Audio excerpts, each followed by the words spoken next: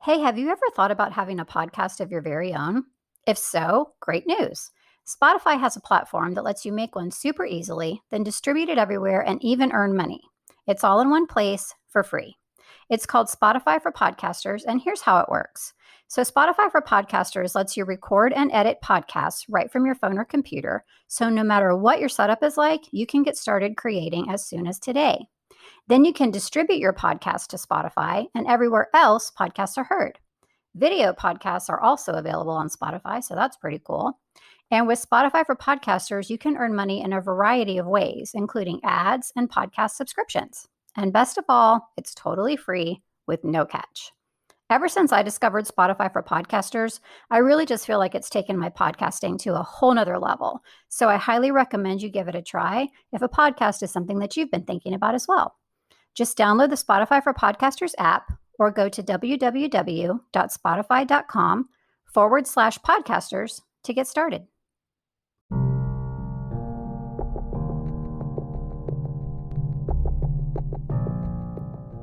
Hey there, I'm Julie, and this is the Married to Addiction podcast. If you're here, then you're probably what I call my secret sister. We're in a situation we never asked to be in and fighting a battle we never wanted to fight. We're faith-filled women who are married to an alcoholic, and it affects every inch of our lives. If that sounds like you, then this is a safe place for you to land. Married to Addiction is a faith-based podcast where I help you find the tools and strength you need to navigate your husband's addiction without losing yourself in the process. So please subscribe and tune in as often as you can, because your husband's recovery is important, but so is yours.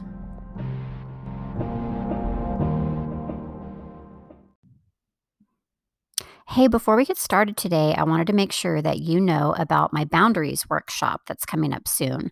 This is a 100% free workshop, and if you, like I used to be, are completely confused about boundaries, or you have tried to put boundaries into place before and they were completely ineffective, then you need this workshop. I remember when my husband was deep in addiction, I heard that I should set boundaries, but I really didn't understand it completely. Or, like I said, I would try and they wouldn't work, and I would just feel resentful and confused. But once I finally learned what healthy boundaries were and what they weren't, and how to actually create them and use them in a healthy way, it was really a game changer. So I want you to join me for this free workshop. In the workshop, you're going to learn how to create healthy boundaries based on the right foundation and also why they're so important in the first place. You're going to learn why you may not have had success with creating or adhering to boundaries before. We'll talk about the number one misconception around boundaries for the wife of an alcoholic. And you're going to learn how to successfully put healthy boundaries into place in your own life, which will enable you to feel so much more empowered and peaceful. Like I said, it really is a game changer. So please make sure that you plan on joining me for that. All you have to do to be a part of it is just go to my website, marriedtoaddiction.com, look for the tab that says Boundaries Workshop, and you can sign up right there. I hope to see you there. Hello, and welcome to episode 31 of the Married to Addiction podcast. I was absent last week, and it's very late in the week this week for me to be recording. I think maybe, I don't remember if I recorded week before last, but at any rate, I've been sick. We've had the flu or something. I don't think that it was COVID. My daughter tested positive, but none of the rest of us did, so I don't know. But at any rate, coughing, sneezing, stuffy, just so bad. So I really apologize for not having recorded an episode for the last several days, but I'm back today. And today's episode is meant to be kind of helpful for you as we approach Valentine's Day, which can definitely be a challenging day for those of us who are wives of alcoholics. So I will apologize for any sniffling or anything that might happen during this episode, but I wanted to get on and talk to you guys about this before Valentine's Day for obvious reasons. So today's episode is called Getting Your Needs Met. And like I mentioned, when we start thinking about Valentine's Day or anniversaries or any of those holidays that are built around relationship, and we are in a broken, difficult relationship, which we are right now, it makes it feel harder, because we look around at all the TV ads and all the stuff in the stores and all the sweet mushy cards. And, I remember thinking, just really feeling resentful and sad. And it brought out a lot of really hard feelings for me. So that's why I wanted to hop on today and talk to you about this. We've also been covering this the last couple of weeks in the Secret Sister Circle. I went way deeper into this. We are actually talking about in there about how to navigate your physical relationship with your husband, not just around Valentine's Day, but just in general. As wives of alcoholics, we have a very different relationship with our addicted person because we do have that additional layer of having a sexual or physical relationship with that person. So we have been talking about that over there, but I wanted to just touch on it a little bit here for you, to just give you some encouragement and direction as we move into Valentine's Day weekend and closer to that particular holiday. So the first thing that I want to mention is that relationships of any kind and just in general have what I like to think of as seasons.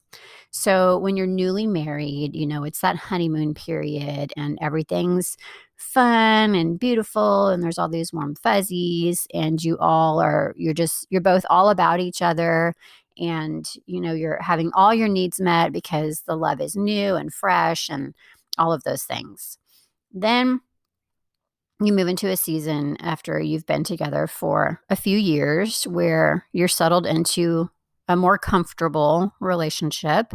There's not necessarily as much like excitement and fun and, the newness, the honeymoon period has kind of worn off. And so things have changed. So that's kind of a different season of your relationship, right? When we are in a relationship that is touched by addiction, regardless of whether we've been married for a year or 30 years, it is a season of our relationship as well. It is a very difficult season because, as you are well aware, addiction changes the relationship in pretty much every way. I remember feeling like, obviously our physical relationship was affected.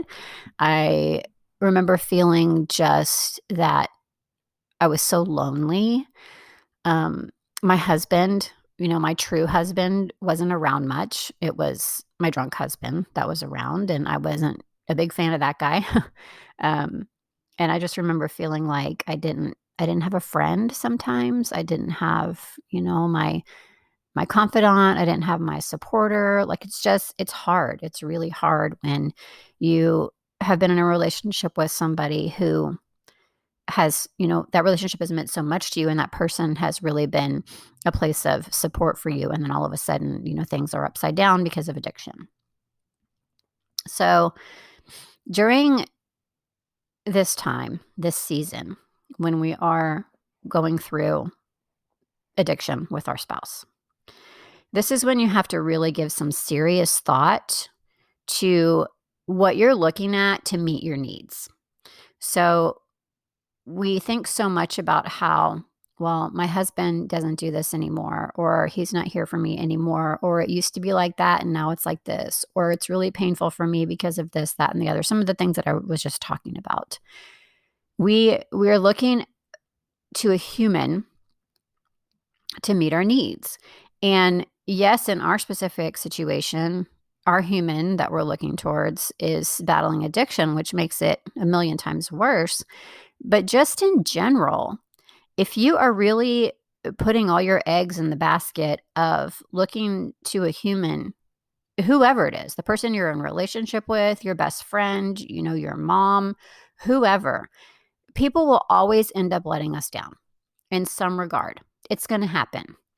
Even your best friend for 30 years, I'm sure you've had fights. I'm sure you've been disappointed in her at some point. Excuse me. In every relationship that we're in, there's always going to be some level of disappointment at some point because people will always let us down because people aren't perfect. And we're not perfect in our relationships either. We've let other people down as well. And so if you're looking in general in your relationships for people to meet your needs, you're always going to end up disappointed. If you are basing your mood, your worth, your happiness in general, on what someone else is or is not giving you, you're going to end up disappointed. Even in the happiest of relationships, there's disappointment sometimes. But when we are in this position where we are in a relationship with an alcoholic, I mean, disappointment just runs rampant, right? So, what are we supposed to do? When we're constantly in these feelings of just being disappointed and let down, and just like we're not having our needs met,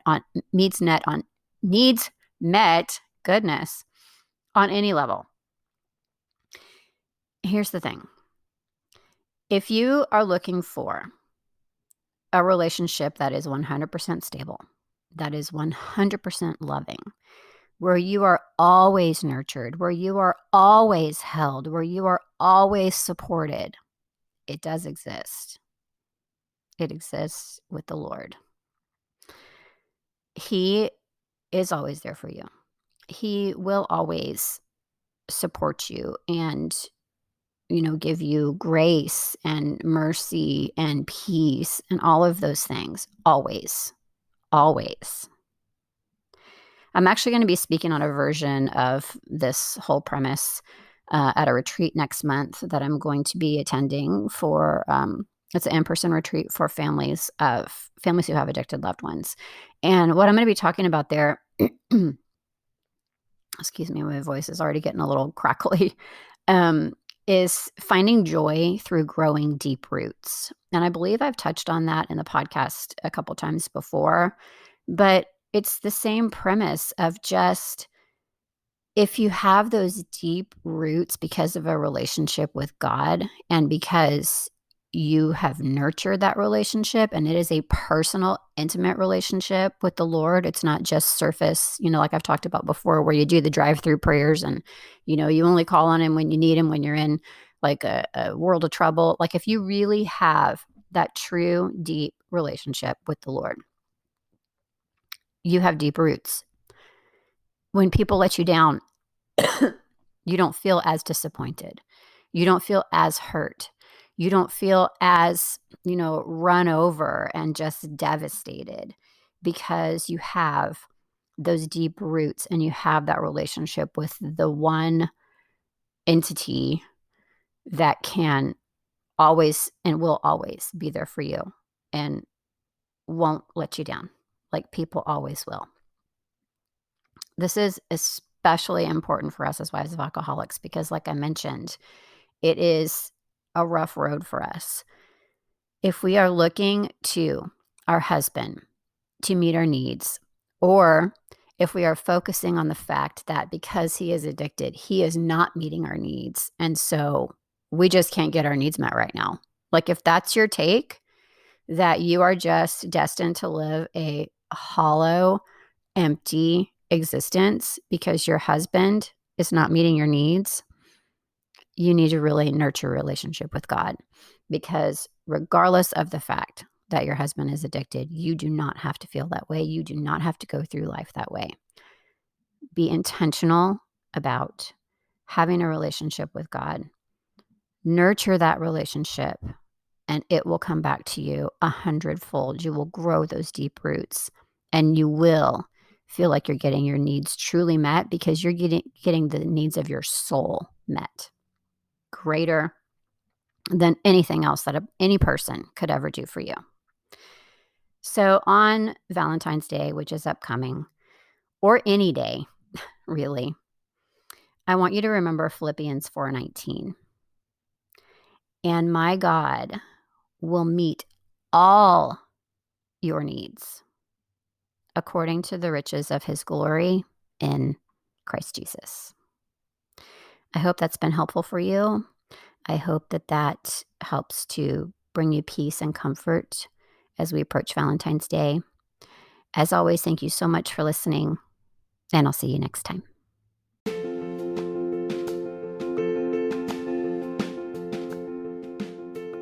Quick question for you before I let you go today.